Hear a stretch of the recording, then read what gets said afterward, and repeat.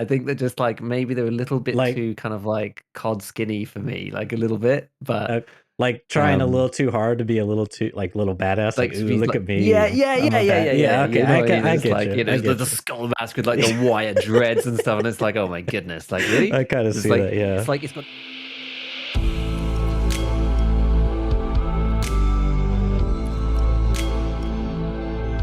Welcome to ScavTalk, an escape from Tarkov Podcast. We continue to focus on development of the game, patch note analysis, theory crafting, and general gameplay discussions.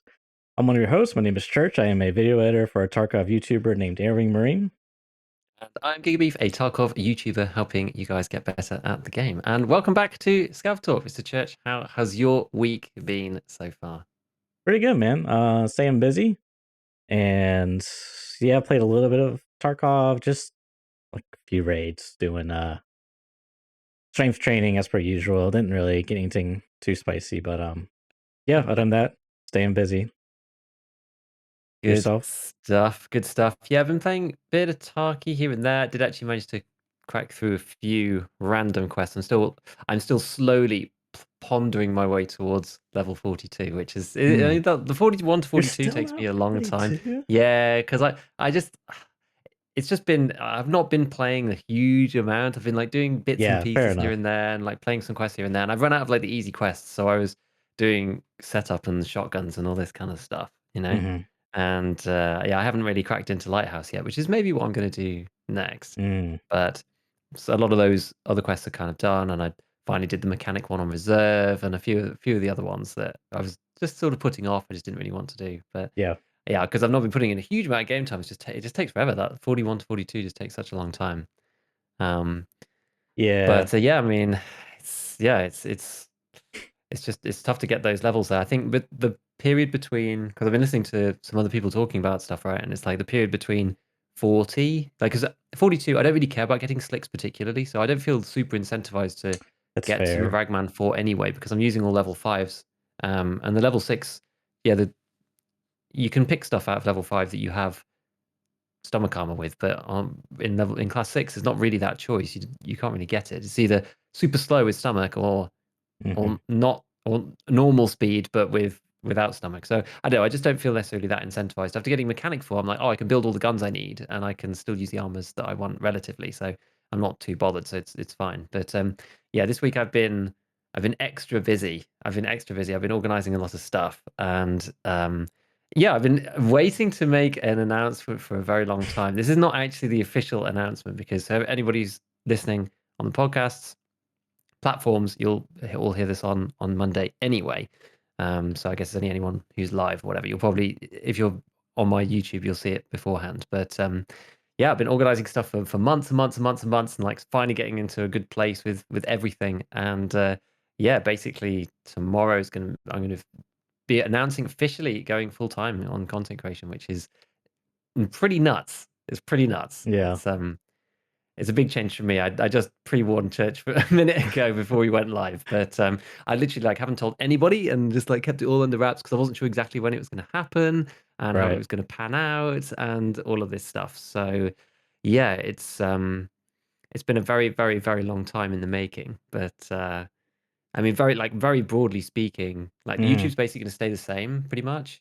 Oh, Not much is okay. going to change there too much, because so really what happened was I got picked for drops in December. I knew that I probably was going to be going full time at some point in the next 6 months, and then used that to keep the channel momentum high by doing 2 videos with the Voip.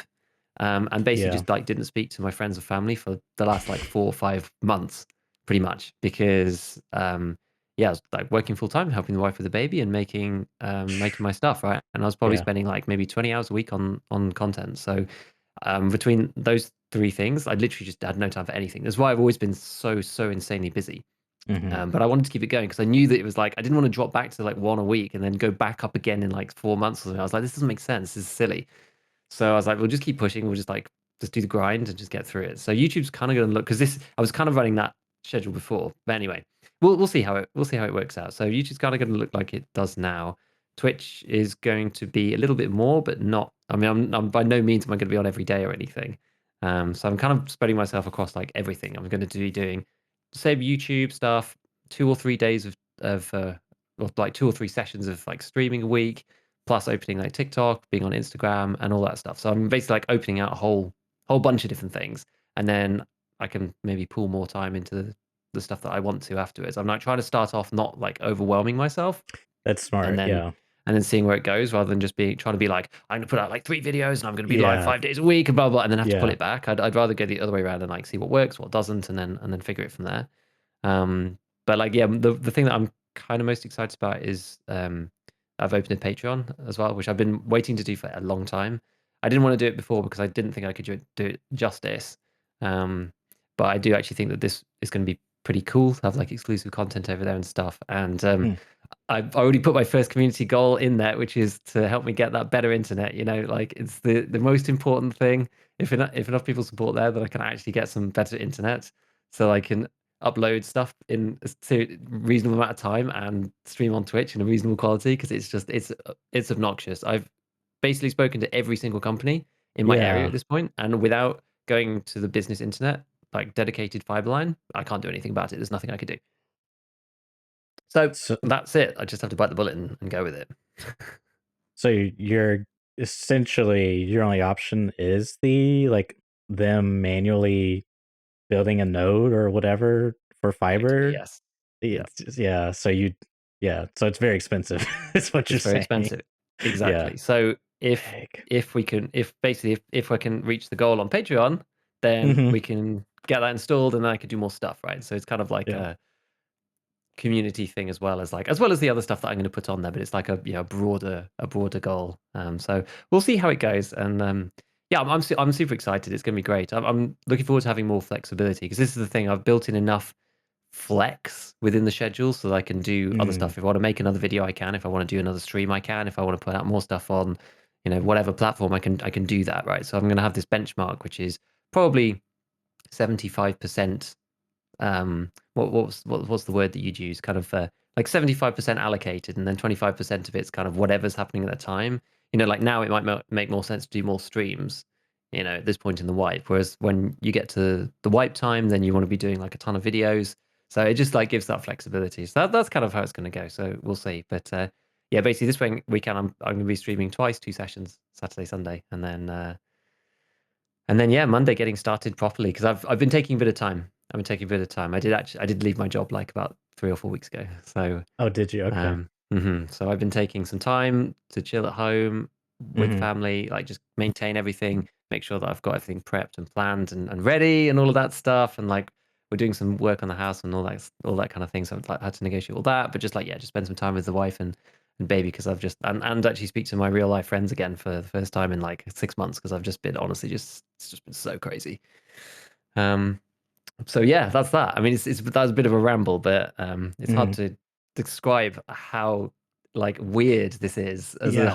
as a thing, right? It's like Yeah. it's so surreal to finally be at this stage. Like I've been dreaming of this for like ages, like so long. Like the start of the channel probably, yeah, it was about 2 years ago.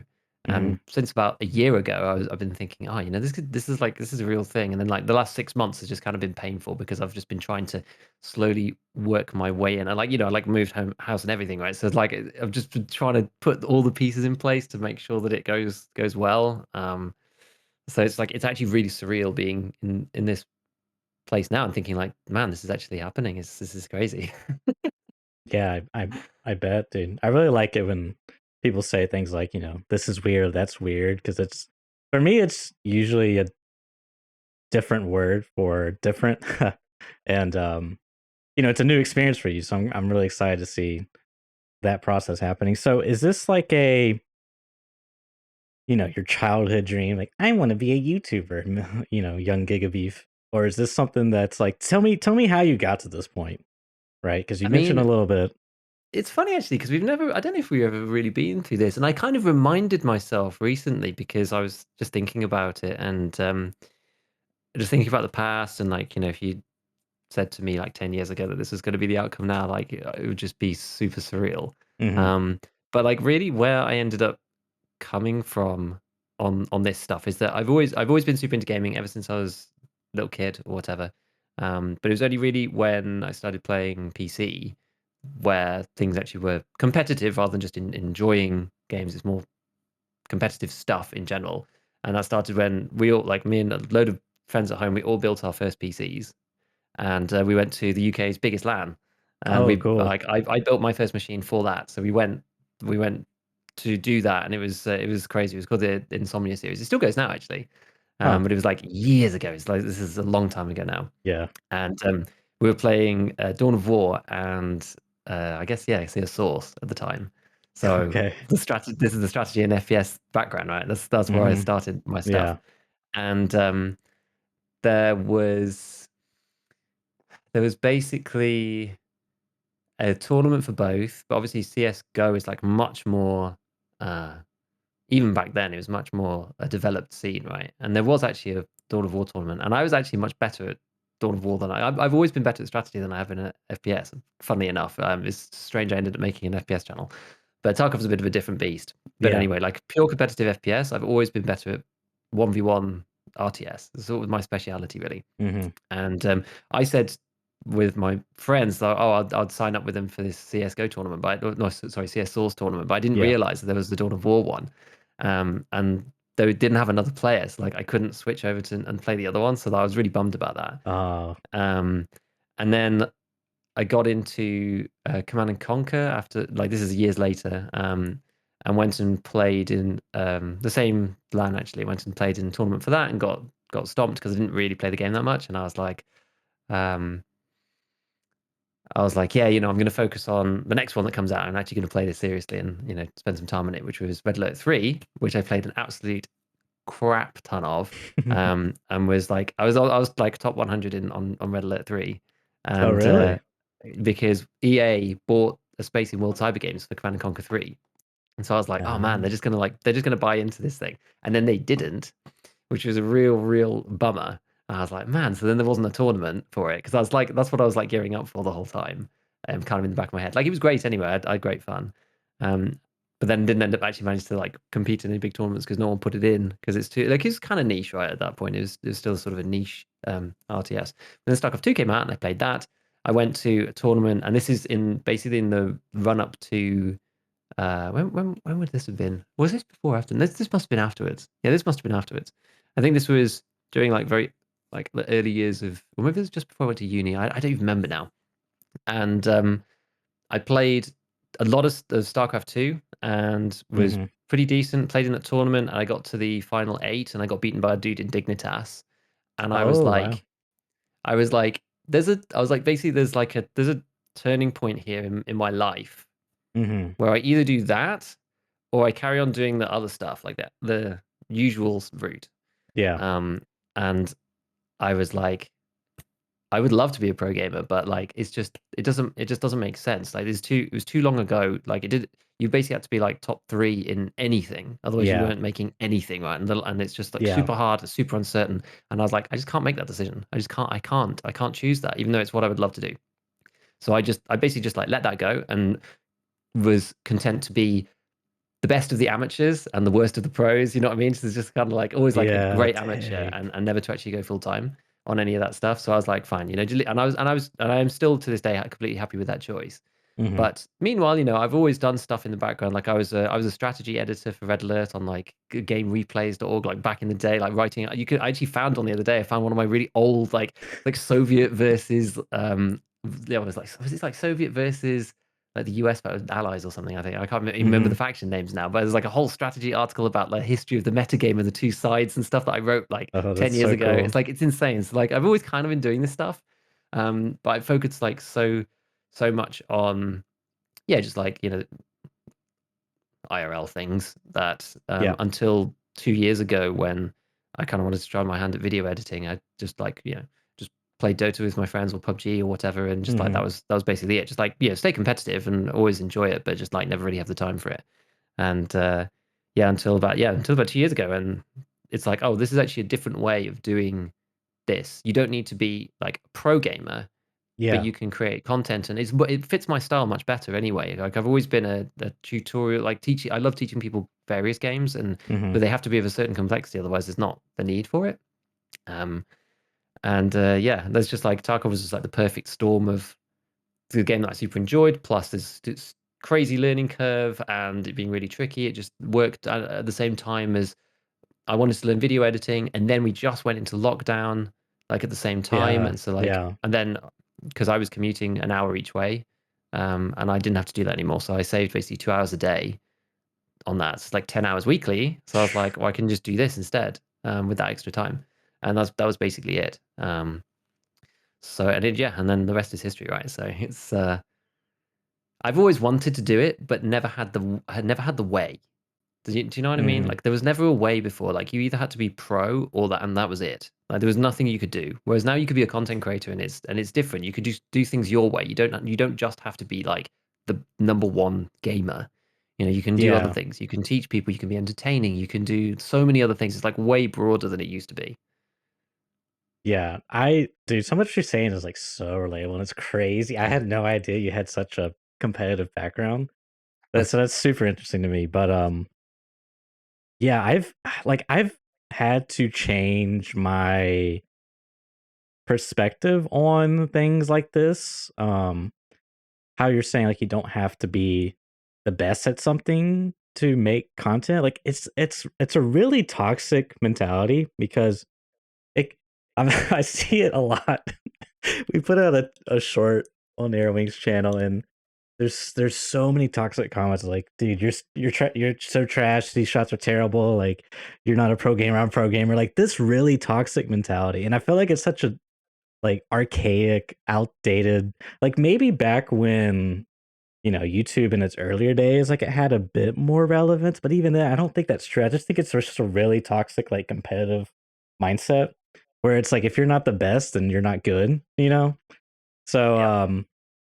and especially, like, now I feel like with Twitch, with YouTube, like, that's, like, just, like, gone. Like, I don't like, yeah, anyone that still thinks these thoughts, I just feel like they haven't really challenged themselves mentally because, and I'm really speaking for myself because it's something that, like, I would watch, like, Shroud, like, "Oh, dude, he's so good. He's a pro gamer. No wonder why he's got a lot of views." And I watch, like, someone that has, like, 1,000 viewers, like, "God, this guy sucks. How could anyone, like, watch this?" Like, but it's, like, such a poor way of looking at things. And, Yeah, yeah, no, I agree. I agree. It's yeah, it's just like it's the old model, right? It's like if you want to win, if you want to like fly, and this is the thing, I realized that to be a pro gamer, it means that you're going to be like flying around the world, competing in tournaments. I'm quite boring. I don't really like travel that much. I really don't like flying on yeah. airplanes. I find the whole process just exhausting. Like it's not I'm not scared of flying or anything. I just hate sitting around in the airport for 2 hours before the flight. It's just the whole process about it. It feels so like wasteful and not fun. Mhm. And there was lots of I read like a bunch of stuff from people being like, yeah, you go to all these cities around the world, or whatever, and it's just like, but you're there, you're like for the tournament, and then maybe you get to see the place for like 3 hours, and then you're on the flight somewhere else. So I don't think it's necessarily all it's cracked up to be. Yeah. So, but yeah, I mean, in the content space, it's absolutely true. I mean, somebody wrote on my channel a while back. I haven't had one of these comments for ages, actually, but someone wrote the comment on my channel a while back saying they said you must be the I can't remember how they described it. They said like you must be the worst player who has a successful channel that I've seen in Tarkov, and I was like, you're probably right. And you know what? That's okay. That's fine. Like it doesn't you don't need to be the best to teach other people how to do things, right? Yeah. And it's the adage of I don't know, like if you have a coach, the coach doesn't necessarily need to be number one in the world to teach you stuff, Yeah. right? Like the people the best in the world are being taught by people who are strictly worse than them, kind of by Yeah. definition. So it's Which like is there's still crazy to value think though. about, right?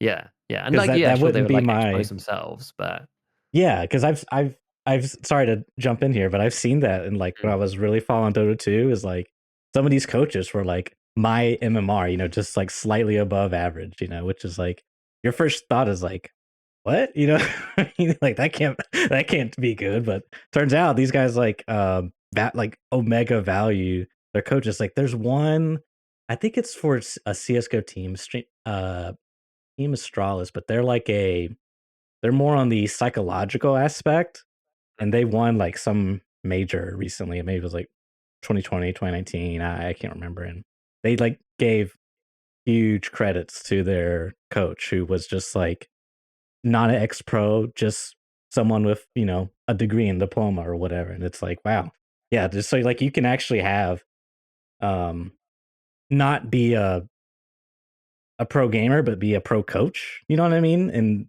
And be more effective that way. So sorry, I totally derailed you there, but that got me Yeah, no, excited. no, it's fine, it's fine. But yeah, exactly. I mean, like Tarkov works because I think the way because it's quite hard to explain to people sometimes. They say, "Oh, so you're going off to go and do whatever," and I'm just like, "Well, how do you explain it? Really, it's kind of like, oh, imagine 10. Oh, Tarkov's weird, right? Because you have to like put together your kits and all this stuff. There's so many like mechanics and things that are not really to do with FPS or skill or Hmm. anything in that sense. And it's like, so some people have said, yeah, it's kind of like watching a channel about tennis and the dude who tells you how to string a racket properly. Like that's what my channel is for Tarkov most of the time. Like, yeah, there's some other stuff Hmm. in there, but it's like how what racket to buy and Yeah, which yeah, strings I to can use kind and of how see tight that. do you want them and like which whether you should use different types of balls or like what shoes should you wear on your feet so you stick on different materials or whatever. Like that's the analogy that I would make for EFT. I'm not necessarily going to tell you exactly how to hit the shots properly and like where to place the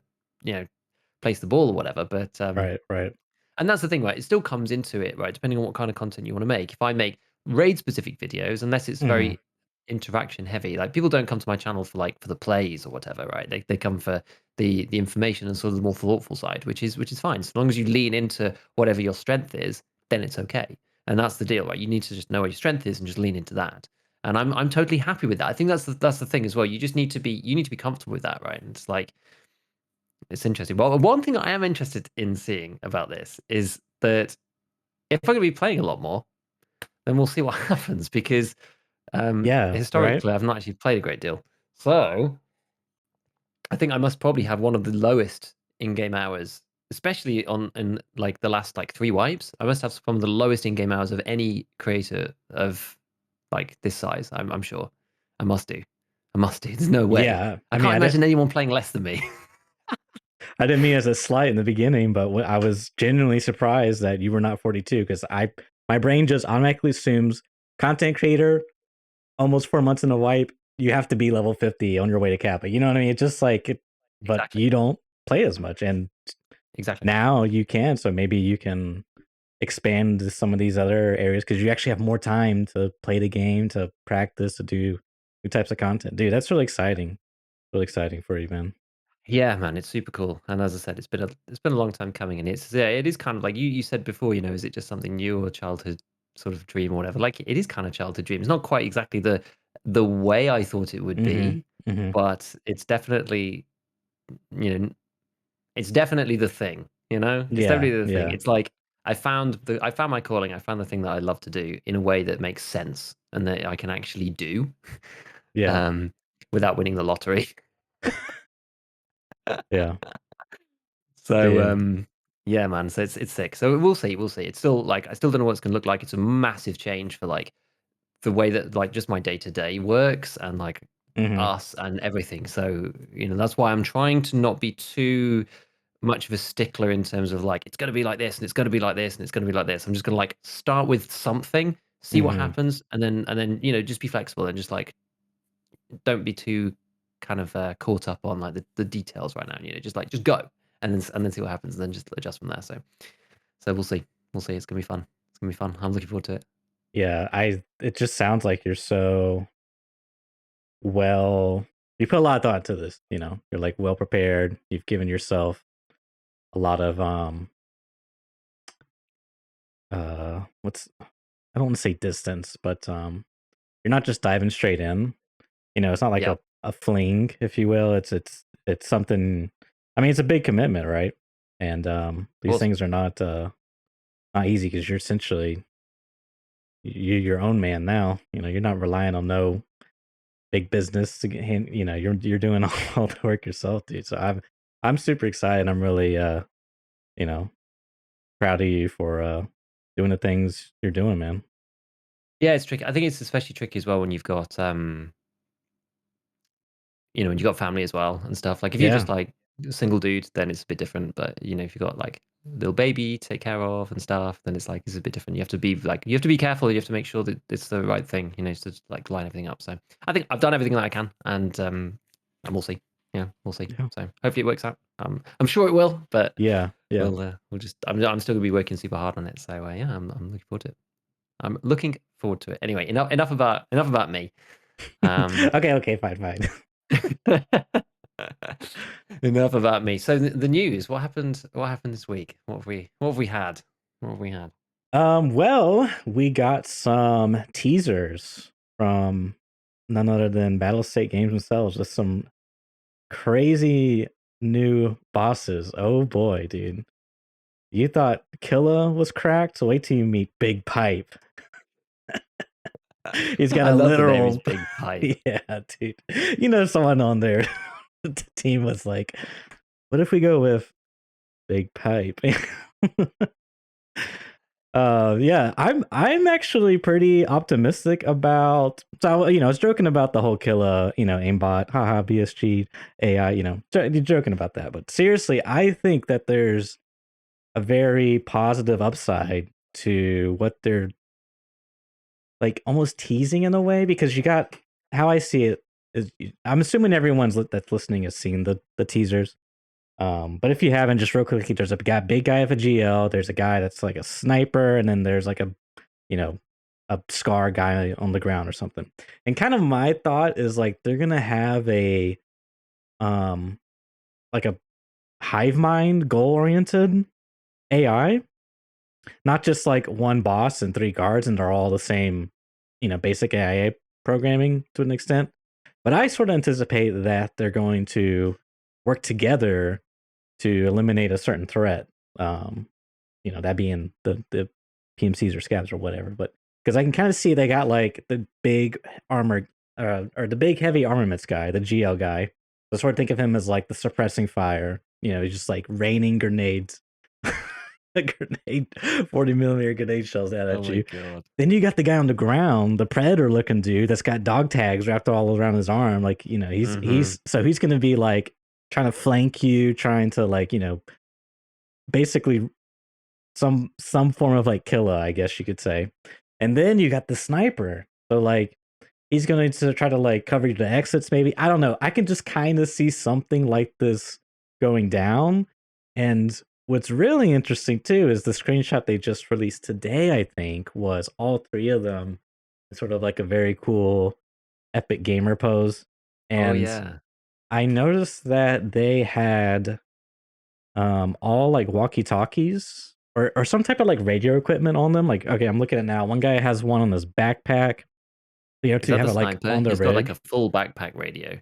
Yes, and that backpack looks pretty interesting. I don't know what's going on there, but so they all have like these radio equipments, which kind of like leads me, more into spinning that theory.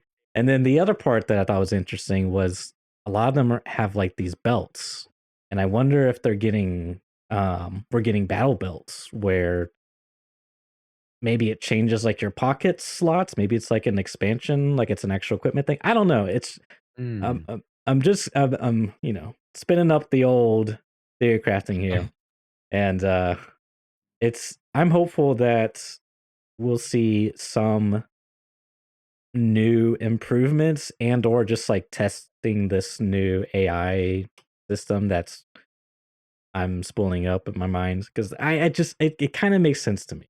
Kind of makes sense to me. It would be cool. I mean, these dudes look. I mean, I don't. Yeah, this is the thing. Given the rogue AI as at the moment, it needs to clearly change, because otherwise everyone's just going to get annihilated and no one's ever going to go to Lighthouse. But I mean, the design of these guys is. I am excited, and I think that it's fun. Do I think that the character design is like maybe a little OTT? No, I don't know. For A me, like little. maybe it's a little bit too much. Maybe just a little bit. What do you mean? But What do you I mean? think it's super fun. Like I don't know, are they slightly too try hard? I don't know. That's my only that's my only reservation. I think they're super sick. Don't get me wrong. I think they're Uh huh. super cool. Um, I think they're just like maybe they're a little bit Like too kind of like cod skinny for me, like a little bit. But uh, like trying a um, little too hard to be a little too like little badass. Like, like to ooh, be look like, at me. I'm a bad. yeah. Yeah. Okay. You know what I mean? I It's get like you. I the get skull mask with like the wire dreads and stuff, and it's like, oh my goodness, like really? I kind of It's see that. Yeah. it's got everything, right? It's like all the things. Uh. He's like the dude's got like the GL and the skull gloves with the tats, the glasses, the Hmm. beanie hat, like the new special ear things, and then Andy also has the pipe too, and it's like you really just you added it all, right? You guys Yeah, added yeah. everything. Um, I think General Sam's actually I've just re-seen General Sam's reply to it, which I thought kind of summed up my thought a little bit as well when I first saw them, which was like, this is the result of asking the whitest person you know to draw what they consider badass, which I thought was quite funny. Um, but look, they're going to be That's pretty sick. They are funny. going to be really really fun. I kind of like in that way I kind of like Bird Eye the most in some sense because Yeah. he's kind of just got kind of like a comfy jumper on. Um, Yeah. and the weird fanny pack with like the Mhm. pink like glow stick thing. Are they like glow sticks or something? Think Um, so. so he's kind of like he's sort of off the wall, but in a different kind of way, which I think is kind of neat. He was giving Um, me like Native American vibes. Maybe that's just because of his or maybe the yeah, pattern of his jumper or whatever that top is, but almost like a lone wolf type of thing. Maybe I don't know. So yeah. So that's kind of neat. yeah. But yeah, I don't know, man. We're gonna have to see how they all work together and stuff, and like where they are on the map and that kind of thing, because Mhm. it's got to be, yeah. If they work together with the existing AI, it's going to be pretty gross trying to fight these guys. I mean, yeah, as I said, fighting the rogues is already bad enough, and we just need to figure out we just need to figure out how. Well, I say Battle State needs to figure out how to make the AI balanced without making like right hands like lean peaks be the only way to kill them. You know what I mean? The problem is it's just like trying Oh to design something no. like that without any cheesing stuff is very very difficult. I don't know. I mean, yeah, guys in chat saying Giga loves the boss with the jumper. Haha, of course. Of course, the boss with the jumper is my kindred spirit. It's cold. It's cold here. It's cold in this country, guys. Come on, give me a break. Um, but yeah, we'll see. I mean, it's just like, how do you balance a guy with a drum GL, a dude who is probably going to have 1,000 HP with a scar, and a long range sniper? I mean, it's not easy. It's not easy. I wish they put in some cool mechanics around them about being able to maybe like force their position or whatever. I don't know. I'm just not sure whether like the mechanics is better than. I think I'd rather have the AI work really, really well and be natural as number one. But Yeah. failing that, I'd rather have some specific mechanics that are designed to, I don't know, you do have to do certain things, almost like a Metal Gear boss fight or something. You have to do certain things to make them, to force them to certain areas or whatever, to make it kind of like a bit more dynamic without it just being cheese. Whereas if they are just ordinary AI, and then it just comes down to, oh well, because when you do this, every time he runs here, you run into this room, and then you just wait until they come through, and then you headshot all three of them with the MDR as they come through the doorway. Yeah. Yeah. That's That's probably the just not worst good. outcome. So yeah, Yeah. exactly. So I'd actually almost rather some more gamey type mechanics, like Bird Eye uses a big searchlight, and you have to shoot it out first, and then that forces him to come down. Just stuff like that. Like, it's just something I've thought off Mhm. the top of my head. But anything that's like that, rather like if they can't make it work intuitively and naturally using the standard AI or whatever enhancement they're going to make, I'd rather mechanics like that be added to make things feel a bit more interesting. But yeah, I will see. We'll see what they do. I mean, who knows? Who knows? Who knows exactly how it's going to Yeah. work out? Very very hard to say at this point. Yeah, I just to comment quickly on that, and then we'll move on. Mm, I I think they needed to figure out what they want the player to do, like what mechanics they want them to do, if that makes sense. yeah. Like, I mean, I'm thinking of like Dark Souls because or Elden Ring boss fights because it's like for me it's just I haven't played a lot of these types of games, but for me they just feel really rewarding and challenging because assuming the hitboxes, I saw I'm going on a tangent, but I saw a hitbox, like a 3D model render of one of the bosses and showing the hitboxes, and like the hitboxes did not match the model. Like they were just these huge like cones. But the point being with like the fun thing about Dark Souls is when you fight these bosses, they're really challenging, and most players will just like start spamming. As soon as they come a boss, they'll just like start spamming R1, just attacking, and they'll just constantly get punished. They'll die. They'll come back. They'll try to like innovate, repeat, learn. Eventually, the meta game of that is looking like analyzing the animations, like what they're doing, and timing dodge or block or whatever the correct mechanic is to like punish the boss, basically. So it's like it's a mini game within the game or a meta game within the game, and that's kind of just how it works. Like that's how you have these speed runs or these challenge runs where people do play the game and take 0 damage, no hit run, and they'll, which is insane. But anyways, if they could do something like that where they want to like figure out what they want the players to do and how the other part of that is some of the bosses in the past had like a really cheesy, like a gimmicky mechanic. Like one of them in Dark Souls 3 was like a giant. And when you enter the boss room, he has like a ton of HP, you do like no damage, but like next to where he spawns, there's a sword that's like specifically designed for him that does more damage against him. And it just kind of makes like it just takes away a lot of like all the other bosses are normal, quote unquote, but this boss is different and it like lessens the experience for, in my opinion. I think most people feel that way, but that's like where like I don't, because now we have a cheesy mechanic, which is, they're really challenging, but the way to that's like really cheesy and gimmicky is just the right side peak. It's just like, yeah, just right side peak and they're easy. It's so bad. I don't want that, obviously, but so some sort of like middle ground where it's like they're challenging and maybe they even have like a certain design goal oriented thing. Like for example, the Rashala and his goons. His goons like just protect Rashala. Rashala's like a coward essentially, like something like that. Sanitar, he like he like just stems up his bodyguards. He's like a support thing. Sturman, he's just like lurking, sniping, like flanking. I don't know, like kill. They could do something like this, but still have to figure out how do they want the player to be challenged and overcome that challenge, I guess. Something Yeah. like this. Yeah, I agree. I agree. I wish there was more interactive elements to the maps in some sense in those kind of ways. I don't know. Mhm. I just that's like I don't really have any firm and strong ideas on exactly how it would work, but I'm thinking of all sorts of weird things like you have to do something to block off one boss to then engage the other one. Otherwise, if you try and take on all three at once, then they'll just kill you. So you have to somehow, Yeah. I don't know, blow something up and block one so they're stuck behind something. They have to go an alternate way around. And in that gap, you then can sneak up to the sniper because he's not being covered by Scar Dude anymore. And then you can fight him at close range. And there's something like that, where Yeah, yeah. you have to find a weakness through the defenses. But I just feel like it's going to be find them, don't get aimbotted, and then shoot them. Yes, yeah. So we'll I don't know. We'll see. We'll see. I mean, these guys are very, very specialized, so they've got a lot of time. And I think from conversations that I think Veritas has had with Nikita, then they've been waiting to change the rogues. I think he said this, Mhm. right? That they've been waiting to change the rogues and after the bosses are completed anyway, because there was no point until the bosses were in.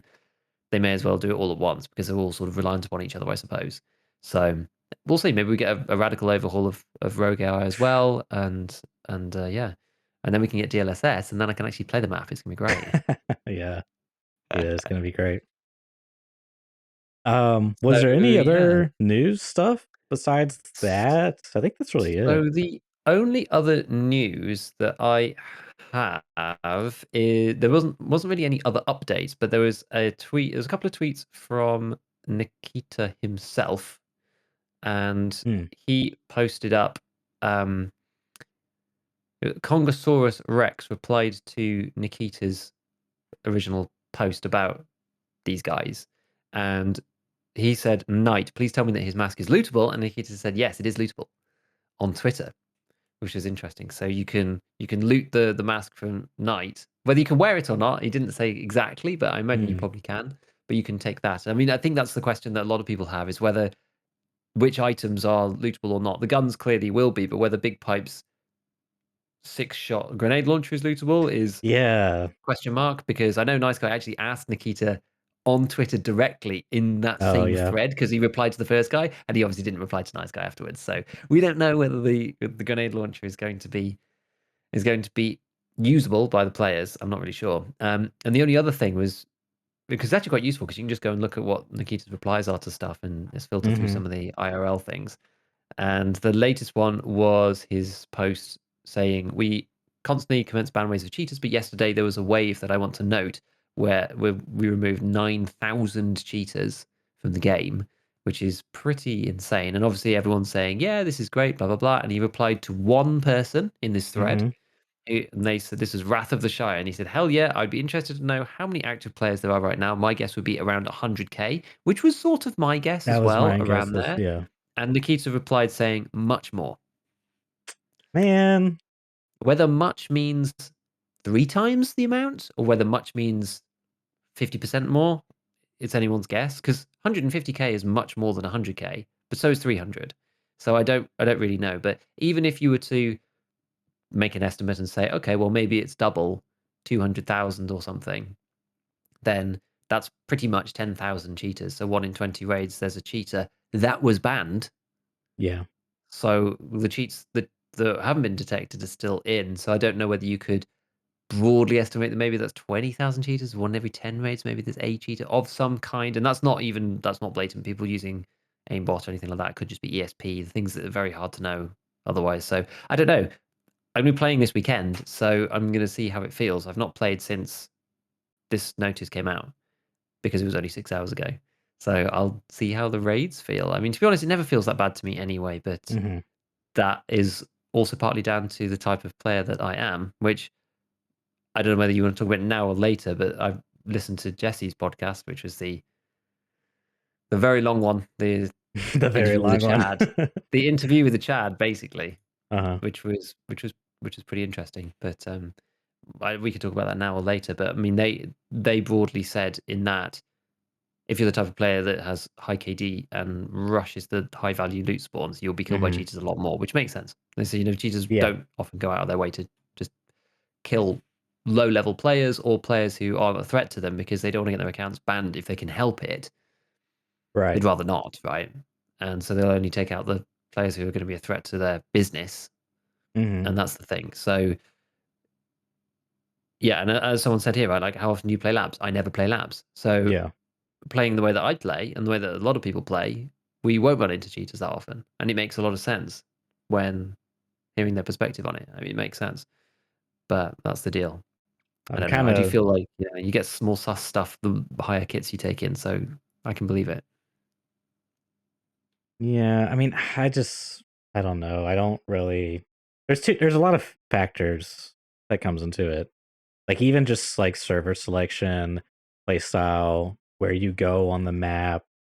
Mhm. Um yeah, I just it's just way too many your experience is just vary way too much from player to player, and that's why I like anytime almost anyone says um like I was hacking, I'm just like, you don't really know that, it's just like, eh, yeah. But Yeah, it's very hard to know. It's very, very hard to know, especially for the ordinary player. I yeah. think it's very, very difficult to know. I really don't think that I get cheated on that often, but I'm not a prolific looter. I don't really go to the high. I've never been a key runner particularly. It's just like my play style is actually almost the opposite. I probably run into the least hackers out of really anybody. Um, of kind of the later game players who got max hideouts and stuff, just because I just don't do those loot runs really. I don't rely on them, and that's not the way that I play usually. And I tend to stay outside. I don't often go Mhm. inside unless I really have to, because I feel that I'm much less likely to encounter an unfair fight in my advantage. And 1v1ing people often ends up me dying 50% of the time. And when you're playing solo, you only have to run into 2 or 3 of these for you just to not get out of any raids Yeah. ever. And so I'd much rather catch people off guard outside in the routes that I know, and that's just how I play the game usually. So Mhm. it makes sense that I don't run into many weird scenarios, also on that basis. So yeah, it's funny. It's funny. I mean, yeah. So is there anything else? I mean, yeah, it's interesting about the Well, concurrent players. I mean, I don't yeah, know. I'm gonna be critical to Keita. I don't like that he copped out here. He just said much more. Like, I really would have liked to know the actual number because then we could at least infer something, you know. Um, yeah, I don't know. That just rubs me the wrong way. I mean, it's probably a business/mental health move on his part, So like I can kind of understand, but yeah. Anyways, not really much to infer. We just know apparently 9,000. At least we think we know Yeah, 9,000 were banned. exactly, exactly. I mean, yeah, if there's I mean, I'm happy to discuss the podcast. I thought what he talked to Tigz and those Yeah. guys was really interesting, because I know last time you asked me whether I'd watched it, and I'd seen the first half, and yeah, I did finish it, and there was various things in there that you could. It was interesting hearing what they had to say in full, because you could Mhm. distill quite a relatively quick summary in general as to what it was, but you wouldn't necessarily get all of the nuance. You know what I mean? And so listening to everything that everyone had to say was interesting, but there was one part in particular which I wanted to talk about first and foremost, and we could talk about anything else in there if you want afterwards. But I wanted to first and foremost talk about the inertia conversations, because that was where a lot of the discussion Yeah. ended up. Yeah. But it was right towards the end, and it was something that Tig said which resonated with me in a couple of different ways. Well, I thought Mhm. was super interesting, and it when I was talking about we had a conversation last time about the skill ceiling and inertia, and about the Yeah. the Yeah. mechanical skill ceiling versus the tactical skill ceiling, that kind of thing. And so there's I'm going to read this basically. I copied this out of the I see YouTube. this. Yeah. Oh, you see it in our Yes. notes, yeah, because I thought it was really funny, and also like the perfect example of what I was talking about, right? And from somebody who's super high level, who actually ends up in these situations, because I end up in these situations and then I just rush out and just die. So Mhm. but anyway, so they're talking about inertia, and Diggs is like just discussing about why inertia has restricted people's options in the late game. That's really the context. Okay. So he said, "I'm not even kidding. I was stuck inside a room for 30 minutes in this one raid. There's a 3-man outside. I was in crack house in the library, and the only reason that I didn't take a chance to kill them was because I knew, um, is because sorry, the only reason that I didn't take a chance to kill was because I knew that I would lose off the peeking mechanic. So I was inside the library. They used all their nades. I had no nades. What happened was, and this is partially due to inertia, they knew if they tried to push me, they died because of their left side peak. But if I push them, I'm going to die because there's 3 of them, right? So what happened is, if I was to throw, even if I had a nade, if I was to throw a nade, they were going to push me because of the animation. And if they throw a nade, that opens up a window for me to shoot them. So why inertia is bad in terms of just PvP is those situations there, which makes it very linear. And he's basically like, neither of us can do anything. We're in a complete stalemate because neither of us can push. I'm stuck here. These guys are just camped outside. They can't come in and kill me because of the way the peak mechanic works and holding angles, and I can't push out and kill them either. And there's so many things to this, which I think it's really fascinating actually, that this is a case study, because in a vacuum, this situation seems like a failure of inertia, right? In a vacuum. Okay. If you're looking at it from a particular perspective, and you're looking at it from the perspective that Tiggs is, and Mhm. makes complete sense, right? He's thinking about it as a top tier PvP mechanical player. It completely makes sense. But I don't necessarily think that Tarkov, because I was thinking about this more, because I do actually agree with him, right, in many ways. But I was thinking, I was like, is Tarkov a game where the mechanics being implemented in a certain way require a solution to a problem such as that? Is that necessarily by definition a failure of the game? Because the game isn't a competitive PvP game in the first place. If there was a mechanic within something like CS or Valorant or something or Dota, where you end up in a perfect stalemate and there's no way to win, that would be a complete failure of that game. But Tarkov isn't like those kinds of games. It's not the same, and I don't know if you can necessarily benchmark it on the same grounds, right? Because sometimes in real life combat, you could be in a situation where you're in a stalemate, and the only way to win is the party who actually has the way to exit to leave, because neither of you can kill each other. Mhm. There is like so it's distinctly possible I that get that what you're situation saying. occurs. You see what I mean? And so I don't know, Yeah. but with Tarkov being a realistic battle simulator as opposed to a PvP game, I don't Mhm. know if it's necessarily a failing. Even though I do agree with him, I do actually agree with him, and I totally get that those situations do occur under the PvP system. But I think it's only a failure if you're viewing it from a mechanical top level PvP viewpoint, if that makes sense. Well, what's also interesting is I actually rewatched it throughout the day today because I wanted to get a refresher as I knew we were gonna talk about today. And I remember him talking about this again. I was listening closely, and towards the end of this, his dialogue, he said something to the effect of, "So I just sat there and ate some cookies," and it's like, well, and he said something like, "And it's just boring content." And in terms of his what he provides to his content, it's a stalemate and it was boring content. Um, so that's also like another layer of the perspective, right? Yeah, no, I agree. It's a bit like what Rengawr was saying in some of the other parts, where he said, and it's actually basically what I said about, because my deal is things like the flea market and stuff, right? His deal and these guys' deal is PvP, is high-end PvP, and he Mhm. said exactly what I said about the flea, which was I loved the flea before the Finding Raid was brought in. The Finding Raid was good for the game, and Rengar said exactly the same thing about PvP. He said I loved PvP before Inertia, but Inertia was good for the game. I don't Mhm. like it as much personally, but it's good for the game. Yeah. And these two things can be different, right? I loved the flea when it was just like just ridiculous, Flipping right? HK Yeah, 18-inch barrels.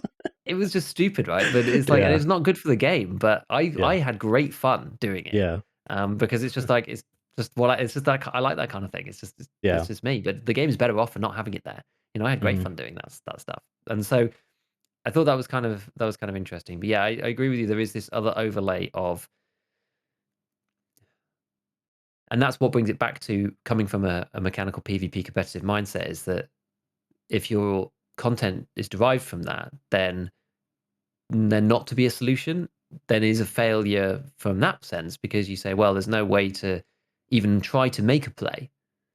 If I could try and make even a Hail Mary play, Mhm. then sure, I could go for it. But going down that corridor into three dudes with the wrong peak angle is literal suicide. And there's no way of me winning there against Mhm. anyone who's actually any good anyway. And yeah, and that's the thing. It's like, yeah, from that perspective, sure, it's a failure, but I'm not sure from every perspective. Now, I actually regaled this tale to some other friends as well, and just said, because it kind of struck a chord with me. I thought it was interesting, and one of my close friends said to me, they're like, oh, they said, oh, Tarkov's got Voip now, though, right? Yeah. And I was like, you know what? You are completely right, because I hadn't even thought about that either. Because I'm not. A lot of people said Voip's changed the game for them. I'm quite like, and this is why I think I get what these guys are on about. Quite I feel for them, because I'm quite a mechanical type of player in general. I'm not. I Mhm. don't necessarily have tens of thousands of hours of PvP in Tarkov, but it's like this is the way that I think about these things, and I'm much less focused on kind of the social element that brought Voip in. And Yeah. some people are very focused on it, and I've hardly used the function, to be honest. I've used it a handful of times, but it's just not really the type of player that I am. But it was a really important point, I think, that I hadn't even considered, which was maybe you could just Voip your way out of the situation. You could, but then I was having as you were describing this, the same discussion you had with your friend was coming up in my mind is like clearly the stalemate situation is like um makes sense for Tarkov. It's not an esport game. And so it's fine. And we have VoIP, so you can because if you have a tie and there's nothing you can do to break the tie, you basically have to go your own separate ways, right? Or just roll the dice and lose. I don't know. But because you have that communication, you can like maybe you could work something out, maybe not, and something I don't know. That's the interesting part. But in the context of Tarkov as it is today, and in the context of where Tigz is at, it doesn't really make sense for him to in the context of the game as well, to VoIP, right? Because in terms of like game goals or player goals, he's there for PvP. Like and it's not even a player goal necessarily because he probably has money's not an issue, right? He's probably everything unlocked, he's probably got Kappa, whatever, blah blah blah blah. Like there's no common enemy or common ally. Like it's not like he needs to team up with them so he can extract or go do something. There's not like Yeah. a game motivator. You know what I mean? Unless he like cares about not losing his kit. But like again, all this stuff is probably not the case, right? Now you can argue, he could do the social element for like content and like sure, Mm. that's fine. But in terms of the game, I'm just saying Voip doesn't really support it all that well because of the structure of the game. Like I keep every time we talk about Voip and like Scav Karma things like this, I just keep thinking about Russ, man. And it kids you not, sometimes I know, church, Rust. Oh my god, talk about Rust. There's I have vivid memories where me and my neighbor will be fighting each other and we'll be like the worst of enemies. But then some new jackass will be like on top of his base, just like sniping everybody in the area. Or like, dude, you know what? We haven't been best of buddies, but like, can we work something out to take out this jackass? You know what I mean? We'll get like revenge. And same thing, you'll have like stalemates where you're just like, you know, sitting there camping a guy, whatever, like camping his base or whatever, and you're sitting there for 30 minutes. You know, maybe you have a stalemate, but you can like work stuff out. He's like, hey, I hear you out there, you're not being sneaky. Like there's a I don't know. It just seems more like it's better supported in the Mm. game. Whereas like for me, the meta with Voip and Tarkov was like, hey man, I need pistol kills in office. It's like, hey man, I need to plant this thing. Okay, you plant this thing and then you can kill me. Like it was like a weird metagaming of like working together to like complete the quest, which is like kind of what I am saying, but it's just a weird thing that I didn't expect. And it's just different, I guess, you know. Like they are Yeah. working together to achieve goals. They're not a common, I mean, it is a common goal in terms of progressing, but their own separate quests. Like I don't know, it's just kind of weird is all. Um Yeah. but I get you. anyways, I get you. I get you. I think the point is that even in that stalemate, yeah, maybe there's not something you can do, but like there's another avenue potentially. There's a something else. Maybe you can do something funny, or you can say, hey guys, you know, we can work something out, blah blah blah, and then you come out and then you shoot them all or whatever. Like I don't know. It's just like there's lots of options, but it gives yeah. another option other than everyone just being silent and you're just stuck. There's maybe a way, or maybe there's a way to make something entertaining out of the situation or whatever. I don't know really. I think that was just the thought that I was having with it, which was interesting. But Yeah, no, let me be clear. Like I agree with what you're saying. I mm, wish that Tarkov would support more social yeah. interactions because I feel like it's actually very lacking. Like it's really strong in the early game. I don't know if I talked about this, but I had one raid where I was kind of like Giga Chad on Factory trying to kill them in the office area. And these two poor guys, man, they were like, one was like a pistol, one had like a shotgun, and they were just like, please, man, don't kill me. I just need to go plant the thing in the office, or they had to do something. And I was like, fine, I'll help you. Like really, I should have just betrayed them and done my own goal. But the social interaction was like, dude, I can't do this to these guys. And that's like interesting in its own bubble, which isn't quite what I'm talking about. But I don't know where I was going with that. But anyways, dude. I want more stuff like the social element in Tarkov. I really want more stuff like that with Voip. It's Yeah. just so hard, like what we talked about before, because of the non-permanence of you just are in random raids each time with random Yeah. people. You never meet the same people again. That's so difficult. That's always it's always going to be the problem. It's always going to be the problem, unless I don't know. You like get some information if you played against someone before, Hmm. or I don't know. You know, get a radio call in, oh, someone's spawned in this game that's killed you in the past, but you'd never know who it was, and it just doesn't really work. Yeah. So hard to know to be able to track and get nemesis or anything. It's just not. I just can't see how it would function. Yeah. I don't know. I don't know. But yeah, I mean, there was a whole bunch of stuff. There's a whole bunch of stuff in there. There was one section that fascinated me, and I was like, clearly, I don't play enough PvP, um, because the consensus amongst all of the guys there was that shoulder swapping fixes 90% of PvP problems in EFT, which That I was was intrigued about. yeah. I was very intrigued because I think Jesse said in that interview or in that podcast, most of the community he thinks would imagine that shoulder swapping is probably down in the bottom sort of 20 or 30% of I mean, demands. raising my And hand. and for me too, right? I just thought, Yeah. yeah, it would be really good to get, but and all three of those dudes were like, no, it's super important. It would fix so much in PvP. It means you could take either side, and people now are just running round and round and round, right hand peak in circles after each other because everyone knows how bad the left hand peak situations got with inertia. And that was honestly, it was genuinely eye opening. I'd just not realized how. I mean, I know how important right hand peaks are, but I hadn't really gone to that length of thinking, oh, they're going to put the shoulder swapping in, and that then equalizes the two angles, I suppose. Well, to tie this I back hadn't taken in that. with Tigz is, you know, custom crack house library thing. Would that not be the solution to this problem? I guess so. Because then he or the enemy could left hand peek, shoulder And swap and left hand peek, and then have. So yeah, I and then he with his, better aim or whatever, then he right. can outshoot them, and then he feels like he's not just trying to walk out and they get, you know, 300 milliseconds on him when he's Hmm. leaning out Hmm. left side. He can then just use his regular cracked aim and kill the guys, and that's the solution to the problem. And I guess that makes sense. It makes so much sense. It makes so much sense. But I'd Yeah. never really even considered. I've heard it on Nice Guy's list of things that's coming, and never really thought much more of it. Aware that right hand peaks are super strong, and just never really thought much more on it of it. And it's so obvious now that Yeah. you hear it, Yeah, right? it really is. Yeah. I mean, uh, yeah, I've always just kind of, I think what it was is back when that was like high up in the news cycle, like shoulder swapping, we still had an no inertia. So it really wasn't as emphasized or as relevant, I guess. Whereas now, yeah, it makes, yeah, like it's like hugely, exactly, hugely, because exactly. Because they, they kind of alluded to what you were saying, how you basically, it's like a game of, oh, I go here, I know I can get a really good right hand peek here. And you could like metagame it so much, like this angle is so powerful because there is no other right hand peeks for this guy here. Like it's like I'm trying to think of a good spot on like factory. Like honestly, factory, what's it called? The forklift spawn, the one that.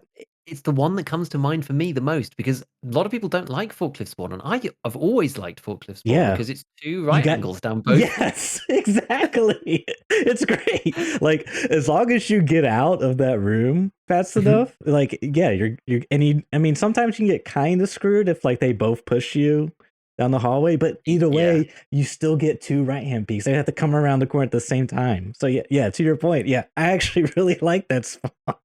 Exactly. That's very formulaic for me. I run out, I go Hmm. left, I jump Yep. over the glass hallway sightline, I come round and forwards, I peek that guy because you can hear the guy coming down glass hallway Yes. from Yep. behind you. And if they're coming down glass hallway, you just whip around. There's nowhere that they can go. There is literally nowhere Hmm. for them to go. And you just right hand and peek round the corridor and shoot them. Yeah, the only way is if you're directly engaging somebody down the other side, but you can still disengage from them. There's enough of a disconnect between those two angles. You disconnect from the guy on the left-hand side, they would then have to instantly push down that corridor, which is really scary for them. They don't know if you're still there or not. You just disengage from that, and then you move around the glass corridor instead. And yeah, as I said, if they're coming down that hallway and they're a decent way down, there is nowhere for them to go. Every time that Yeah. I know better and I go down there anyway, I get killed because there is nothing you can do. The only thing Yeah. you could do is go prone and surprise someone. That's really the only way that you can do it, I Yeah. think. It's just like otherwise they know exactly where you are and they've got the angle too. Like it's crazy. It's super strong. It's super strong. And again, you can disengage from that because you just turn around, you just move slightly away and they can't see you anymore. And then you can engage down the other side. So it feels super strong. And I've always found that room really powerful. I never mind because I get that spawn a lot. And I never mind having it. I much prefer forklifts than I do gate 0, for example, where you've got the big open space next to you and then the tunnels entrance because people could be all over the place. But Yeah. forklifts is really formulaic. I quite Yeah. like it. For sure. Yeah. Dude, it's so funny. You and I had the same reaction. Like, yeah, dude, I actually, because it's funny when you first start playing, I hated that spawn because I'm terrified, just like slowly moving, slowly peeking the door. Mhm. Like, I'm still in the thing, like, 10 seconds in. And what happens is those guys just rush you and you get screwed. But yeah, that's hilarious. Yeah, That's because if hilarious. you're in that room, they know exactly where you're gonna be. You're gonna be behind the Yeah. box, or There's you're gonna only, be further back. Yeah, yeah. there's a couple of off angles, but they're really bad because they're right at the back of the room and you've got no cover, or you're behind the box, and that's And really it. to So be fair, they are left side peeking when they come in, but they as are, they are. you only have so much cover. You can easily throw a nade. Like you're limited to very few positions in that room with Yeah, cover. whereas if you're in the next one, then you're so much more, and you can even jump down the stairs. Like there's lots of stuff that you can do. Right, I feel very powerful being in that room. There's a lot of cover too. So like if you're playing in that spot next to the forklift, let's say a guy is rushing you from both directions, right? And you know the forklift that's like at an angle next to the metal stairs. you could move in a position where your back is covered by the forklift protecting you. So that way you could take on one target at a time. If that makes any sense. Explain verbally. So you, instead of having like a corner and like a box where basically you can't go anywhere, you're covered, you have objects that you can walk circles around to like cover different positions. So it's way more powerful than sitting Yeah. in that room. So I've definitely had people walk circles around things, reloading, with me running after them, not able to catch up, and then they turn around and blap me in the face. That has definitely happened. So no. it's so that is the absolute worst. When someone runs out of ammo Yeah. and then you can't catch up with them and they just like juking around these boxes and stuff, and you're like, come back, and then they pop out and just AP-20 you in the face or something. Oh It's just no. like the worst feeling in the whole world. Someone in chat had a really cool idea, which was Mhm. the idea of having a dominant arm. And the idea is you could pick a dominant hand at the start, Wow, that sounds really and that cool. maybe you level a skill to unlock like the shoulder swap or something. But like the idea of like picking a dominant hand would be kind of cool, That because some people sounds would be really like, cool.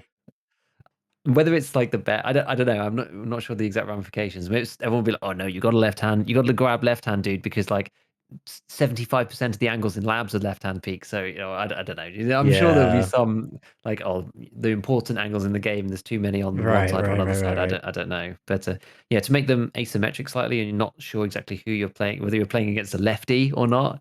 Would be Yeah, kind like it's dude. kind of a That would be fun kind of so idea. cool, man. Because that would make your player character feel way more unique. You know, it's like, oh, Yeah, you chose the lefty, I chose the righty. Dude, let's team up. We can do yeah. damage on this map. Yeah, dude, that'd be sick. That'd be sick. That'd Yeah, be sick. some good ideas. There's some good ideas. I did want to quickly preface what we're discussing. 'Cause I don't know if we made it like super clear, but Jesse did a podcast with Oh, Tigz. whoops. That's fine. Tigz, Rengawr, Rengar, yeah. Rengawr, and HyperRat. HyperRat. Yep. That was it. And it was essentially from it spawned from the Twitter hot takes, if you will, about Inertia and meta guns and everything that came of all those tweets and whatnot. And essentially Jesse was just like, hey, I want to have a sit down with you guys. I just want to hear your actual thoughts and opinions on some of these subjects. And I'm just like, you know, tip of the fedora to Jesse, dude. Like, I mean, I just can't appreciate him enough for setting this up and doing what he did, because I think I might even tweet about it, but it's just like it's before he did the podcast. I was just like, man, the worst thing about Tarkov Twitter is just like, and this is probably true of like any social media platform or whatever nowadays, or political climate, whatever. People just become more, they don't want to like understand each other, they just want to become more polarizing, right? They just want to be like, oh yeah, screw you, you're not in my camp. And I was like, no, screw you, you're not in my camp. And you just get more and more further apart. And it's crazy how, listen to these guys, how much that I was like relating to, and like oh my god, I'm kind of surprised you had that opinion, because even in my own um influence from Twitter and stuff, I've just sort of like stayed away from that crowd of people, if you will. Yeah. Um and I think it's just unjustly, like the person that really I connected with the most was like Tigz, and I was like, dude, this guy is like, yeah, dude, this guy's kind of cool. What I'm saying, I want to hang around him some more. Anyways, so I just want to like give props to Jesse for doing that, because dude, I just feel like that was needed so much. And for me, it was just like really eye opening. Like, wow, I really shouldn't like have these really poor assumptions about people based off tweets. And yeah, so anyways, Yeah. they talked about a lot of things like inertia, PvP, even cheaters a little bit, what they think and feel about the game, competitiveness, all this type of stuff. It's super super insightful. At least I found, and I really enjoyed it. So yeah, I recommend you check it out. It's a long one though, so buckle in. But great stuff. So what do you want to jump to next? Because there's a couple of things I got, but what do you got? Yeah, I mean, if you got some more stuff, then I'll just like whip through the last few things from that Hmm. cast that I'd flagged that was interesting. I mean, we Yeah, kind of covered the cheaters thing already, where they're high tier players going for high level loot. So I think we already sure. covered that before. Um, Something that Hyper was talking about, which I also completely agree with him, is that I find it very hard as a solo player to use nades anymore. I agree with him Mhm. totally on this. It's so difficult for me to use nades, and the couple of times that I have used them, you're such especially if you're quite close, you're so at risk from people pushing you and to be Yeah. on your own. It's so hard, and I do think that the grenade nerfs were necessary. I think they were little too much. I think the randomizing of the grenades when you pull them out is That's too much. It's yeah. not. I don't think that was needed. To be honest, the pull the thing and pull the pin and then throw the nade like that. That's enough without having to try and micromanage all of your grenades on different keys and stuff, so you don't end up pulling out the flash by accident rather than the RGD or whatever. I don't think it was necessary, and it's just yes. I mean, you can see it in the prices on the fleet that the nades are just nowhere near as used as they were before, and they're still okay if you're in a duo. You got someone to cover you, which yeah, fair enough. But as a solo, it's so hard to use them properly. It's really just getting space for people in more open areas or trying to get people Yeah. to move. It's that utility. Inside, they've really lost all value now because of that all the audio cues they give other people. And I've been shot 2 or 3 times pulling nades out and pulling the pin out, and then I just shot around the corner by somebody who pre-fires me, and there's just no time. There's not enough time to throw the grenade. You just can't make it work. So I normally only bring one now. I used to bring a couple. I've never been a mega nade thrower, but I only normally bring one just in case that I need to just dump it on someone at medium distance and then run. But Yeah. yeah, it sucks, and yeah, I mean it's just nades are tough. And then the only other thing was Hyper saying that basically M62 and BP and ACPAP were the rounds he gets killed by. I was slightly surprised that he said ACPAP. M62 and BP, I totally understood. That's fine, but I mean, I guess there's a lot Oh, of people using the 45. UMP. Yeah. Yeah, but 45 ACP AP. He said those 3 rounds in particular are the ones he's getting killed by consistently.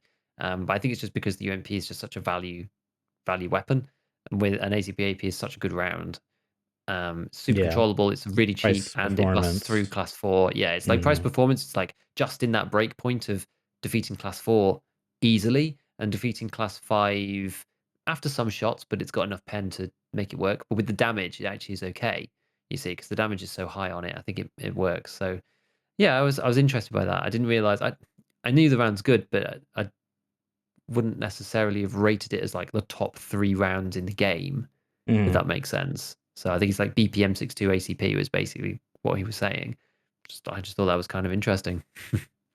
Yeah, no, I mean, I definitely agreed, and I'm glad that they got to expand upon, why they think that's not good, how it could be changed, and also, like, what they meant by that, and, like, how that's all they see, and, like, the meta's boring because that's all that you ever use and is, like, quote, unquote, "viable" and whatnot, and I really get frustrated when people say, "Well, just use, you don't have to use a mutant, like, just build something cool," and it's like, I don't know, it's like you're missing the point or you're not understanding Mm. fully what they're saying. It's like, these are, like, the best of the best guns, and it's like the previous like, back when, like, what was it? 12 point no, sorry. Yeah, 12.8, 12.9, somewhere in there, it was just like you saw a lot more variations in guns and ammo at, like, the at end game, if you will, and it just felt like a lot Yeah, more things were viable. Whereas now it's just like that pool is like shrunken down tremendously and does sort of make that a lot less interesting, but also just a kind of a bigger statement on the changes they made and the impact of all the culminating changes stacking on top of each other. But so yeah, I thought that was really cool. They got to expand upon that. And one of the things I was thinking is like they were talking about how the reason why BP is, like, so prevalent is because you can get off raiders, you can craft it, you can buy it from Prapper, assuming you do the quests unlocked, and chances are, if you're killing someone or something that has BP in them, and you can stack up to 60, it's gonna go into your container, right? I saw a screenshot on Twitter, someone literally had a sick case, a Kappa with a sick case, and everything else was 60 rounds of BP. So that's like, what, 10 slots of BP? oh my And god, dude, mind you, I think from Prapper, those are like, was it 1,200 rubles per single round? something like that. Yeah, So like multiplied by 60, like dude, that's 72K in a single slot. That's so good, man. That's so good. That's you're gonna insane buy it value. anyway, which people probably are And because everyone's using it. And that's the thing too. They were saying is like like they had a ridiculous. They were saying that they have ridiculous amounts of BP. Like there's just no way they're gonna run out of it. And the mutants also like contributing to that because the recoil changes, and we talked about this before, so I won't go too deep on it. But the thing that they were saying a lot was availability. And one of the examples I think Tigz brought up, was the Mark 18, which we might have talked about this a bit before, but how it's like heavily restricted, right? You can't sell in the flea market now. You have to do a ridiculous quest, like kill Sherman 25 times. I'm like, hell no, I'm not doing that. So, It's a I lot of don't woods. even, dude. That's a lot of woods and Sherman. I don't even think you can get it from. Can you get it from marked rooms now? I don't even know if you can anymore. I don't know. I think you might be able to, but I'm not sure. Regardless, they've restrict the ammo too. I don't even know if you can get FMJ from traders. Can you? I'm not 100% sure. You might still be able to. Either way, FMJ can only pin class 4 ish, I think. The really good stuff is extremely rare. Yeah, someone says yeah, you can. Okay. It's such a powerful gun, and the really good ammo is really hard to get a hold of. And I think they need to do sort of, my idea is you balance it by making a mix of like RNG, progression, and survival, the input to get the thing, right? And I feel like on the totem pole, progression, like questing, is like the lowest thing. Um like it's not that great because it's linear and it's a one-time Yeah. walkthrough. Like once you like how the current traders work, once you unlock it, you basically, it's this weird thing where literally as long as I keep um pressing the buttons, the supply goes up. So as long as I don't as long as I can manage my losses with my button clicking supply, I'll never run out. You know what I mean? It's just like this weird. I would love to like try to crunch some numbers on like what survival rate would you need, how much money would you need to make to like constantly refresh the traders and buy it. But yeah, anyways, I won't beat a dead horse. There's kind of a weird thing going on with the trader stock supply. But the next one on the poll is like RNG. Like you loot a box, you find a bullet, a mod, right? Like a really good mod. Stuff like that makes it feel very rewarding and adds a lot of intensity, right? Like, oh my god, I got an RK2, this thing's like super, super rare, I gotta get out of the raid. And then the other one was, yeah, just survival, right? That's just like, I guess on top of the RNG, like just surviving the raid and getting out and extracting with it. So I really like those things. I guess you could also add like flea market player trading on that as well, which I'd be fine for. But anywho, I think what they can do is make different pools like low tier, mid tier, high tier, and just say, okay, all the low tier stuff is going to be highly accessible. Mid tier stuff is going to be like kind of accessible, and then like the really good stuff is going to be like really hard to get. So it makes it really valuable. You wouldn't see it all that often. So then it'd be like, oh my god, dude, this guy's got a juiced out mutant with an Alton slick, like, dude, and this guy like saved up like a month, or I'm exaggerating, but he worked really hard to get this stuff. So I think long story short, making more stuff like the Mark 18 and sort of having like this approach where they're like, okay, here's a pool, here's a pool, here's a pool, we're gonna like divvy this up. I think it would make a better experience and not so much. Because dude, the meta is just, it's literally off the trader. It's how the Yeah. availability, I should say. It's really just the availability. I mean, don't get me Yeah. wrong, BP's a good round, but the availability is a big one. Exactly. Like it's for any individual ammo or weapon, it's kind of the combination of the gun, the ammo, the availability together, right? And it's like that makes a round meta because people like 366 AP is a sick round, but it only goes in 2 Yes, guns and you can't mod them that's a good really. point. Yeah. And it's even if you do, well, you can. I mean, you can mod the 209, but the recoil is way higher than the equivalent 762 Vepr. It's just the starting point is just way higher. So people don't really like them because of that fact. So it's the combination of all three. I was thinking about what you were saying about the Sturman thing. It would be sort of interesting, yeah, because it's a one-time unlock. You do the ridiculous quest and then you just unlock it forever. It would almost be interesting if they made the quest itself slightly easier, like you have to kill Sturman maybe 5 times. Once Hmm. you've unlocked it, you get what you can buy one, and then you have to kill Sturman one time again. So you imagine like for the highest tier stuff like the mutant or whatever, you have to complete a quest to buy another one, and you have to keep redoing maybe not the same quest, but you have to do something for the trader to buy another. That may be more interesting than having a one-time purchase because it means you still have to put the work in to go and get something else, but it's not just you do an insane amount of work and now it's just unlocked forever for you. It Yeah. kind of is a bit of a middle ground. That'd be kind of interesting, I think. Um, but yeah, it's tricky. I do agree with you that moving more stuff behind these barriers does make sense in general because finding this stuff is more important. I think we have started to get there. It's like now if you find a CPC, you're like, oh, this is kind of cool because if I'm not level 45 and I haven't done the interchange quest or whatever, then I can't buy them. And when you see one, you're like, oh, this is sick But because I don't get access to them. It's like whereas previous wipes I just ran them non-stop, and so yeah. it's But good. see, It feels good. It feels better. I'm in the stage of nonstop because I am over Mm, level 45, you know? So it's yeah. like, So yeah. ah, But what if you had to go and kill 5 PMCs in interchange to buy another one and hand in those dog tags or something? I don't know. Like, I mean, would that be more interesting?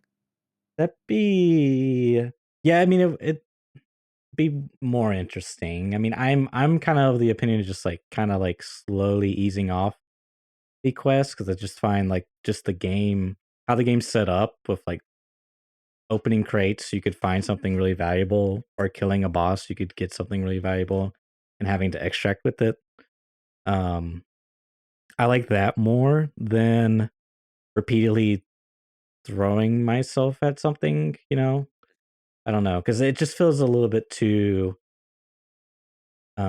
gamey for my like I'm like in some ways we kind of have I'll try to be brief here. I don't want to go too long. That we have almost like a Call of Duty create a kit system in a sense. If you kind of you kind of get what I'm saying. It's like you have like yes, I have a limited amount of points, if you will, to build or money to build a kit, but I can almost make a kit to make points to where I get infinite points, so then I can do whatever I want. You know what I mean? Mm, But yeah. it's like it kind of like feeds on itself, and so in some cases, like what you're saying, you could make a very efficient kit of doing a one particular task to then get the thing. I don't know. I kind of like it where it's more like, um, I think with the hardcore, kind of like really emphasizes this. It's like moment to moment gameplay. It's like, oh, I looted a box. Oh my god, I found something I really need. Like, it just like changes everything, throws everything for a loop. Yeah. I may have had one goal in mind, but it just sort of like completely changed. Like, well, that's out of the window. I got to get out of this raid. Kind of like when you find that one thing you're looking for that one quest. But having that repeatable and not a one time transaction or event, if you will, that's what I really would love. You know? Yeah, it's interesting. There's been some people doing the hardcore, the Tobias challenge. I've seen One Pegs Oh, doing it, and yeah. he's like put a couple of tweets up. I've not actually watched any of the raids or anything, but I just keep seeing bits pieces pop up. And I think part of the Hmm. rule is you can only sell to fence, you can only buy off fence. So you have to. Yeah. The conversion rate is awful, but it means that eventually you can buy something if something random appears. And sometimes people buying like these meta guns for like 250k off a fence because are appearing there or whatever, and it's a big step up. It's kind of interesting. I've not played it or seen any more about it, but I know that some people are doing it. It's kind of a cool little challenge. I think it's fun just with the hardcore. I think it does. Yeah, it makes sense what you're Yeah. saying. Yeah. The other thing I wanted to quickly touch on was when they were talking about inertia, and not necessarily the right hand peak stuff, but just the movement and the delay. And they kept using a lot of verbiage like it just feels bad. And I was honestly surprised to hear them say that one of the reasons they don't like it is because like the current implementation, I should specify, is because it's they didn't use the word unintuitive, but h- how they explained it was sort of how we've explained it, in that you move. I don't know. They didn't really come out and say this, but it's like you move one direction, your brain tells you to start moving the other direction, and you just keep sliding. Like it just feels bad. That part feels bad, right? And yeah, I don't know. It was just really cool to hear that, I'm not crazy, you know what I mean? Yeah, Like, I'm yeah. not the only one, like, because it's kinda crazy to hear them talk about these things and then have similar, thoughts and opinions, but, the other part that was interesting is that they did not feel that Inertia was very like, so you have that one aspect, but then you can actually gamify it because it's not a fully implemented.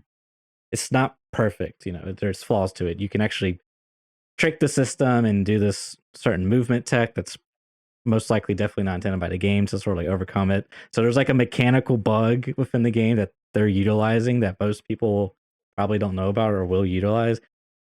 So that's sort of like offset. And then you also have the skill system that's affecting it, like strength. So they're saying like new players, like I logged on to my I might have mentioned this last week, but I logged on to my yeah, I did. I logged into my level 1 account and it's just like, dude, it's so bad, like sliding. Like, dude, it's actually really like level 1, 0 strength is really bad. And zero weight, mind you, it's just kind of crazy. But yeah, dude, it's yeah. So they were saying it's gonna be for them, it's not a big deal because everything moving on top, movement tech, sorry, and then they're gonna get max strength in like, the first week or whatever. So it's not a big deal. Like, and Yep. for the new guy, I have a buddy that was playing Tarkov on and off, and he played this way. And he told me the first day, he was like, bro, this new movement system they put in is garbage. He was like, never touching this game again. And he's not really like like a big Tarkov guy, I guess you could say. Yeah. Um, but and I understood, it's just like, yeah, I get it. It's not for you, but so I just wonder how many other people, felt that. I can't imagine very loyal fans that feel that way. But anyways, long story short, I was very surprised to hear some of their takes on how they think it's actually bad for the new player population. It sort Yeah. of like affects them unfairly. Yeah, Anyways, they were concerned about that. yeah, They were like, yeah, we wanted to feel fair for new players and not awful.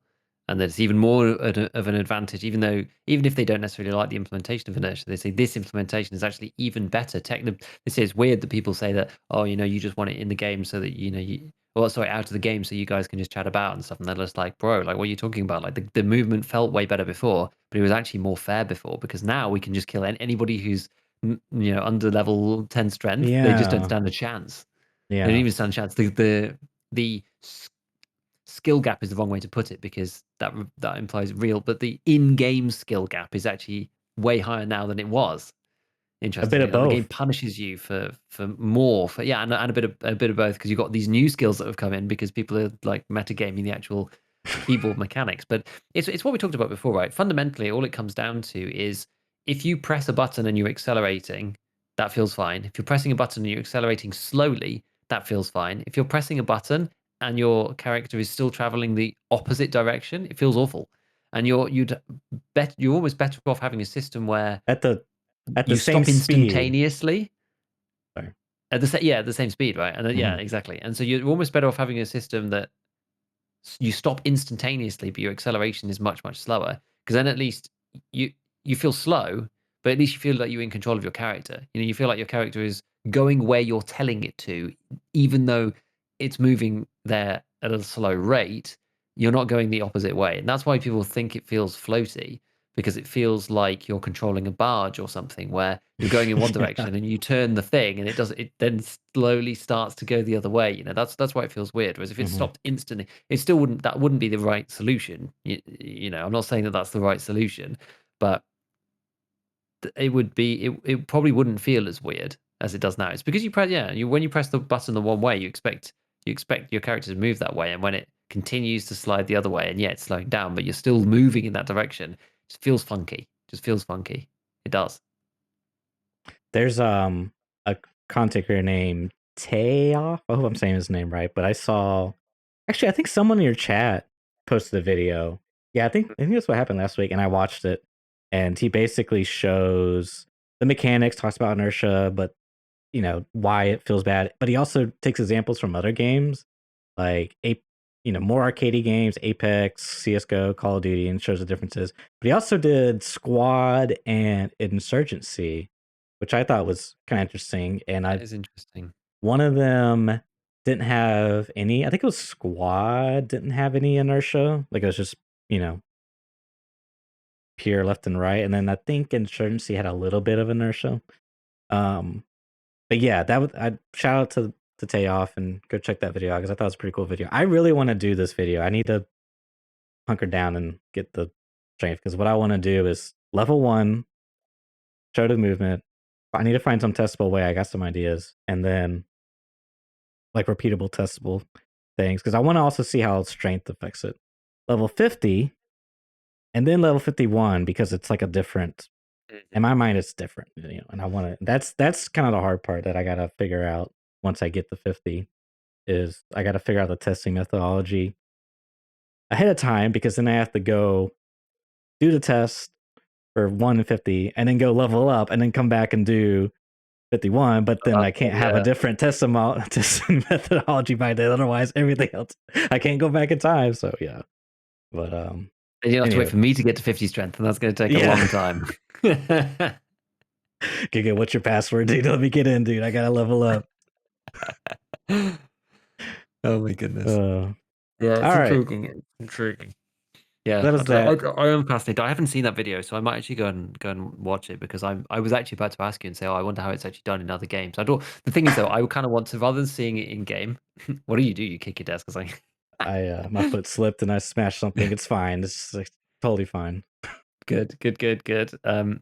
Yeah, because I kind of want to see. I don't really want to just see the gameplay. The scientist in me wants to see the charts of acceleration and velocity and stuff to see like how they compare, like how it looks like mathematically, Yeah, because I think that would be that'd be kind of really cool. interesting as to what those functions look like and then mapping that onto how it feels and then kind of going from there and seeing if Tarkov's way off, whether it's completely different on how those functions actually perform. Be interesting because I remember feeling like Squad to me felt really sluggish. PUBG when I replayed it also felt really sluggish. Um, yeah, it's funny. I'd be fascinated to know. So I'll go and watch that, and then I'll have a think about it. Maybe it's something to investigate. Who knows? Maybe I can do something on it. Going frame by frame through plotting the That's x-axis with my on-screen ruler. yeah, that's pretty much what I've been thinking about doing. Mhm. Yeah, Yeah. it's a bit miserable. Yeah. I mean, I know like in CS:GO, at least Source, you could like have a command to draw your maybe I'm now I'm thinking actually I'm thinking of Apex, but you could like see your velocity. It would update like by the millisecond or something ridiculous. So like you You could could at least actually record that, and then you could, frame by frame, it would tell you the number, which would be pretty sick. yes. Yeah.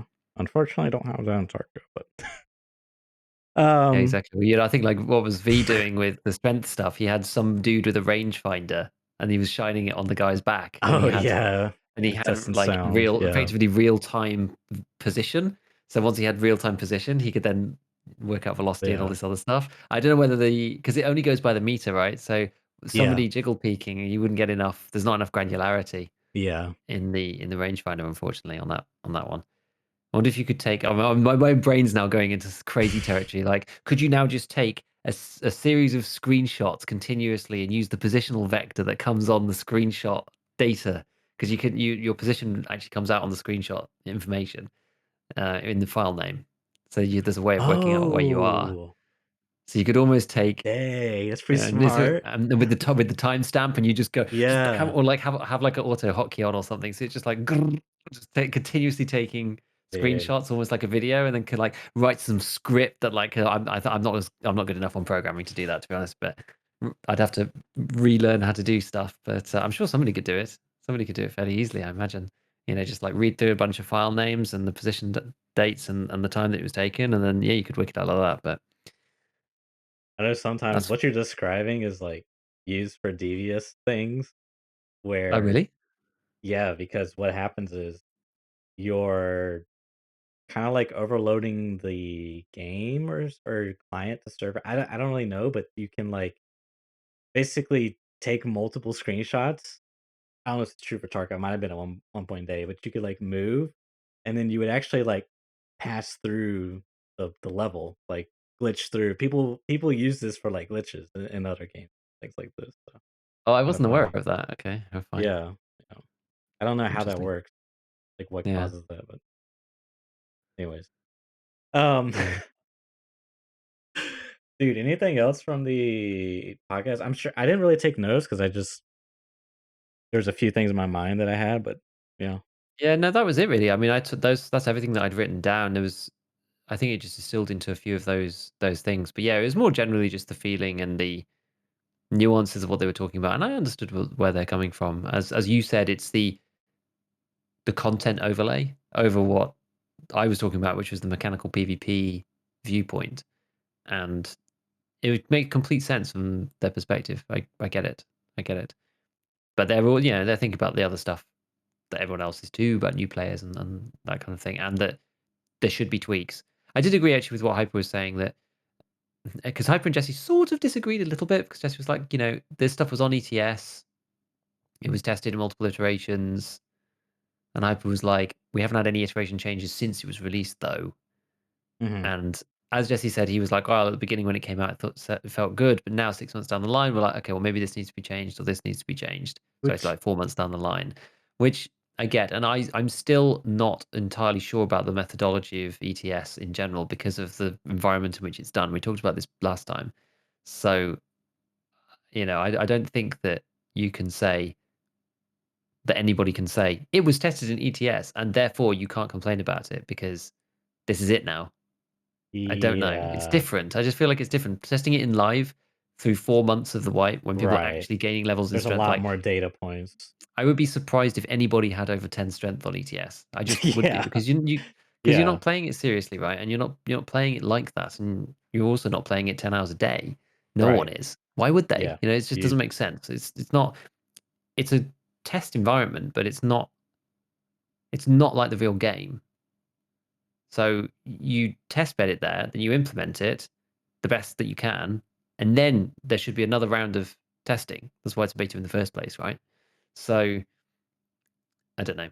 Hopefully they do change it at some point, or at least try some things out. I don't know. I'm really hopeful that they do try to tweak it. Like, the thing for me well, let me say a couple of things. One, I was really surprised to hear Jesse say that when it first came out, he liked it, and then 4 months down the road, he didn't like it, which for me was, like, the exact opposite because A, you like, everything we just talked about, leveling strength, and then the mechanical bug, like, for me, that just made Inertia way like, it's a non-factor for like, I don't wanna say it's a non-factor, it still matters, but, like, it doesn't feel the big thing, it doesn't feel as bad now, right? Whereas day 1, the wipe, I literally couldn't walk straight. The other thing that sort of, like, spun about throughout this whole podcast was how I think there's a lot of value in listening and trying to understand what these players are saying and their feedback on the game because I sort of think of them like the pro players in like Dota 2. Like these guys get, salary or, win insane prize pools. I mean, these are like, the 0.001% of the Mhm. top players, right? And it's always a trickle down effect, man. It always is. Like there'll be one team that does, some insane crazy strat. And I'm thinking I won't go into details. And, that becomes the meta for everyone else. It's like they see that and like, "Oh my god, that's how they won the big event." And it's like, "Oh my god, we" and then it's literally like every match you either see that here or it's like banned or this strategy is like banned, and then there becomes like mini metas within that meta. It's kind of a cool thing, but long story short, um, these guys put in so many hours, they have so much knowledge about the game, like, they're going to, like, stress test the systems to the max, Exactly. and they're gonna find the breakpoints, dude, and I don't think it's fair to say that assume that they wanna keep these things to themselves for only these advantages and or even that they're just, like, whining and stuff. I don't think that's fair.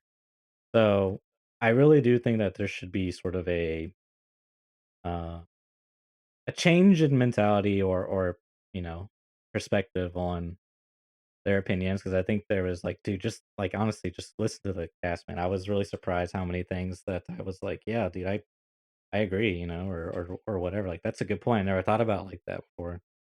So that's it from it. Yep. Yeah, it was good. It was very good. Yeah. It just brought up so many interesting topics. I think that's the thing. Sorry. Like so much so that we could basically like spend the whole thing talking about it because it's not just about the cast rights. The stuff they were talking about is like relevant and interesting and important, you know, and revelations that I'd not thought about exactly as you said. So that's why it was so good, Yeah. and Jesse was the perfect person to bridge that That was gap. also yeah. That was I also like think. a really cool element because he's sort of one of the more popular casual Tarkov guys, like casual Mhm. friendly, I guess is another way of putting it. Like Jesse kind of describes himself as like a casual person, which I understand. You know, he talked about his background and things like this, and I kind of get that vibe from him. But he posted a picture on Twitter where his survival rate was like 62% or 64% or something like this. And I was Mm. thinking about commenting like, Jesse, you can no longer say you're casual, dude. You're like, dude, that is 60. Like 60 is really good. Am I at least I would think so. I would love to know the breakdown of the groups of like percentile, right? Like where's the average? Is the average like 39%? Like the biggest population is in the 39% range. Yeah. Anyways, so I thought that was really cool because he's like he is the perfect person to sort of like bridge the more broader audience, if you will, of Yeah. Because I Tarkov think to the reason why he's perfect is because I was about to just be like, well, you know, he's got this high survival rate. That's true, but he plays like pretty much all duo, so you know, like, sure, sure. but but on that basis, right? This is why he's the perfect person because he plays with some really cracked dudes as well, right? But he streams a lot, makes content for new players and people intermediate players and ongoing players who don't play all the time and are not pro players or people who are on continuously, no lifers or whatever. But he's on a lot and he plays with a lot of really good players. And so that's the thing. He's in that perfect position where he's played with these guys, has access to them, can bring them on and talk to them like this about it. And he's got enough hours, like he has way more hours in the game than I do actually playing raids. And so some of the things that he talks about, even for me, I would be like sort of out of my comfort zone talking to these guys. You know what I mean? Like he plays Yeah. like resort only. Like I hardly ever go in resort. Like it's just the stuff like that. Like he's the sort of next notch above on me.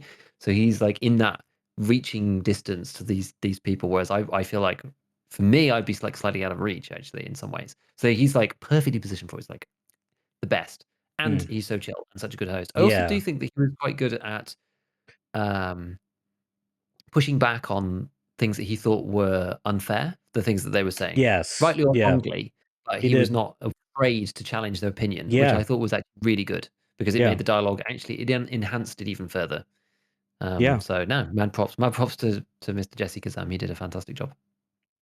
Yeah. I do absolutely. I thought that 100%. And I was, as you said, like, yeah, mad props to him. I think he did go a little soft on one thing in particular, which was like sort of the influencer negativity thing. Um, Mm. but you know, that's not really criticizing Jesse. Um, I guess I am, but yeah. It's a hard Anyways, topic. yeah, that's what I'm trying to get at here. It is sort of a hard thing to talk about. So, but yeah, no, look, yeah, great, yeah. I hope they do it again. Like 6 months from now, I hope they do that something like that again. So I think that was I loved it, dude. Yeah. Okay, so Giga, what do you Ooh, want to do now with how much time we got left? 8 minutes? something like that, yeah. Or we just wrap it now. I don't really mind. Do you want to? We could just talk about something general. Have you got anything specific left? Um, there is RMT. Oh my goodness. You can't bring that up with 8 minutes to go. I know, I can't. So, but it's If just kind of a, last it's time you kind of a, DK'd it, you it's kind DK'd it like with an hour to go or something last time. You're like, no, no, we need a whole thing on this. No, that's no, the no. And then thing. 8 minutes to the end, you're just like, dude, let's. I still got RMG on the list. I'm like, you can't bring that up like that. it's a meme at this point. How many times I have I mean, like teased it? Like, oh yeah, there is RMT. I guess we could. I might be pro RMT, guys. I bet it's just in your notes or something. It's just like RMT. There's nothing in there. Just Like you haven't written anything yet. You're just casually mention RMT. Yeah. I mean, No. if you want something fast, I had something Yeah. Let's do it. random at the end, which is sort of like, I mean, it's tangentially related. So, I mean, I put a tweet out, right? I played my first ever game of Valorant yesterday, Oh yeah, I saw that. Yeah. which is kind of interesting because I was playing with some friends and I've actually been playing a lot more like Dota just casually with people Mhm. because I've finally had an evening and I'm able to speak to people that I Yeah. used to be friends with. Fortunately, they're still friends with me after my like hiatus from just life. Mhm. Um, but I've been playing a few games of that and that's been fun. But it can get kind of stressful. But I played my first game of Valorant because someone was like, "Oh, we used to love playing CS and then played those kind of arcadey games for ages. Like we've tried to get into a few of these things. We used to play. It was really like the modern warfares, but after that, it's all just been battle royales because we started with PUBG, and then we tried a bit of Apex, and I moved into Tarkov, and like we haven't really gone back to any of those. So someone was like, "Oh, maybe we should play some Valorant because it's kind of fun and it's a bit more interesting than just playing CS:GO." And I gave it a go, and man, I was like, go into the game, and I was like, okay, well, like, firstly, obviously, I don't know anything about Valorant. I was Yeah. like, I've seen some footage. I know broadly what the game's about, but I don't know what any of the heroes do. Don't know what any of the skills do. I don't know what any of the guns do. So I like bring up the buy menu, and I'm just like, oh my god, this is like sensory overload. This is insane. Like, just look through quickly. There's like stats everywhere. I'm like, just okay. They broadly see what they're going for here. SMGs are like, okay, some damages on different body parts. Fine, I'll pick this gun. It's okay. And then I load into the game, and I'm just like, I can barely see. I can barely see what's happening. There's a map in one corner, the number of players that are left in the top. There's my ammo in the bottom. There's like all my abilities down the other side. There's like a Mhm. timer on one thing. There's a thing telling you like if you've got the thing or not. All the people on screen have all got their names, stats, all sorts of stuff. And I was like, dude, I can hardly see what's going on here. This is like proper sensory overload. Like after playing Tarkov, when there's nothing on the screen at all, it's just like there, and you've just got the gun. And that's it. There's just like nothing else. And maybe your top bar if you have it shown, which I do. But I don't need it to be fair because I know what I've got my hotkeys on. But I just quite like having it there. You got your weapon on like one, and then the Mhm. other two slots are empty, and you got your meds on like whatever, like 3, 4, 5, whatever those ones. But dude, seriously, going into Valorant, I was like, I am not ready for this. Like my brain has literally exploded in the first round. Um, and I was just like, oh, I'm gonna have to try and use my skills at the same time. Like, it doesn't help, right, when you're actually in a match and you're like reading the stuff in the thing. You're like, what does Yeah. this one do? What does this one do? I don't even know. I ended up managing to. I tried to use a stim, ended up pressing the wrong hotkey, brought a map up over my screen when I was trying to like fight somebody, ended up just like clicking randomly. Somehow put my gun onto full auto. I clicked once and my gun just emptied itself. I don't actually know what I did. And then someone came around the corner and killed me, and I was like, this is just really, really weird. Despite that, after I ignored the skills, it actually went okay. I ended up being I was the top scorer for a while on my team. I mean, I was in with like really low level people, but I was like, I'm just gonna play with like the semi and just like shoot people in the head because I think I was never an amazing headshotter before in CS, but after playing a lot of Tarkov, I've actually got a lot better. um, because I was never good at CS before. I was actually much Mhm. better at Modern Warfare, which is interesting. So I've actually gotten better at that kind of gameplay, being more carefully placed shots after playing EFT, which is kind of intriguing. So I actually did all right and ended up fragging fairly well until about round 7 or 8 or something when I started overthinking it too much. And then I just didn't get another kill for like 5 rounds or something. And I was like, oh my God. Mm. And then I went back to just like, because I was like trying to think about the skills and stuff. It was like, it's just too much. I was just overwhelming myself. Couldn't actually shoot anybody again. So I just like ignored the skills and just like carried on shooting people in the head and it ended up working. But yeah, we did. It was just crazy, man. It was such a weird experience. I haven't played an FPS like that for ages, and I just threw myself right into the deep end, and it was like way too much. It was way too much. It was fun. It was fun, honestly. I did Oh, have really? fun, but it was like it was definitely sensory overload. I would like to play again. Actually, I would like to play again. I think it's fun as like a de-stressor kind of thing. I would never play competitive. I don't think I just play unranked, but it was interesting. It was interesting. That's funny. I'm actually kind of surprised because I'm surprised at myself and in your answer in that you play with the HUD. on Tarkov that the top bar showing? Because Mm. I think historically, if I like played Tarkov 5 years ago, I probably would have, and this feature was in the game, I probably would have like everything showing, like the color health bar always shown. Like I actually play um where it's like when it's relevant, it shows up and then it disappears. Like I like the immersiveness of it, which is Yeah. probably something that really historically wouldn't be the case for me. Um, but I was surprised to hear that you actually play it on, and that the amount of sensory overload was going. I played Valorant not too long ago, maybe like a couple of years ago. Someone was trying to get me into it, and I just was like, I don't know if you felt like this, but I just felt like this was CS:GO plus Dota on top, and I just can't do another Dota game, dude. There's so much to learn. Like as you said, like you're just sitting there reading skills, trying to figure out what like on top of Yeah. like just learning the game, like the maps, like the positions, like where to like, oh dude. And then you gotta learn the skills and like which each I just like shit's like popping on the screen and then it's just like some ghost girls teleporting behind me and I'm dead and I'm just like, oh, what's this little blue ball? And then it's like I'm dead. I'm like, oh, okay, I guess that's the death ball. I was like, dude, I just can't. Just give me Counter Strike, dude. Like I already know it.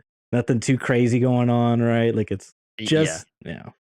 I did feel that. I was like, the thing is, I try to give things the benefit of the doubt and try to suppress that instinct because I was definitely just like, I wish I was just playing CS. Like I definitely had that feeling. Yeah. I was like, man, I wish I was just playing CS:GO instead.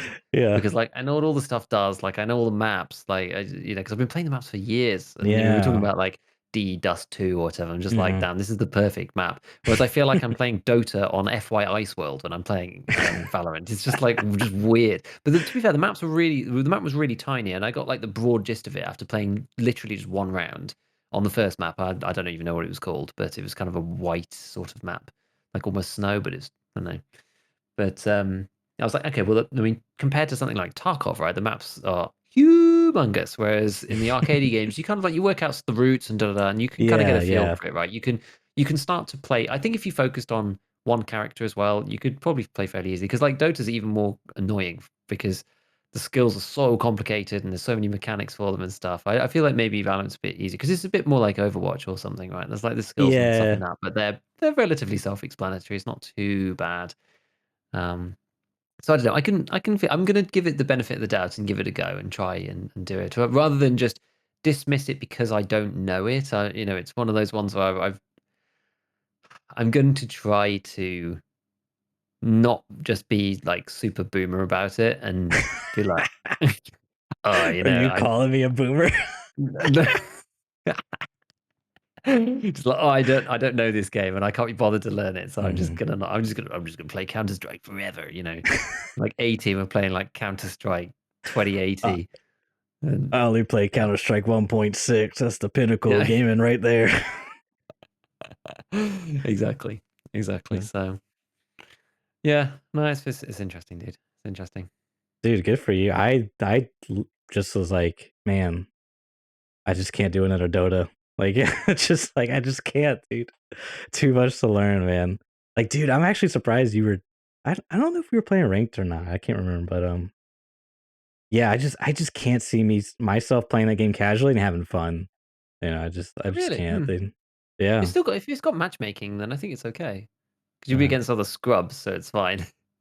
Dude, that reminds me of another topic. I'm gonna write it down for next time. But matchmaking Tarkov, I got stuff there. All right, stuff. More teasers from church coming in Oh, hot. please, there's good stuff. Good Oh, stuff. cool. And with my Yeah, forays into Valorant, that's probably filled our time, eh? yeah, I think so. Another episode down, and dude, I'm hopeful next week, like these coming days, we make it some more teasers, some maybe DLSS. That'd be awesome. Be good. Got a new patch. Yeah, yeah, yep. Wipe soon. Kappa 123. All right, we'll wrap it up there, guys, and we'll see you next week. Catch you later.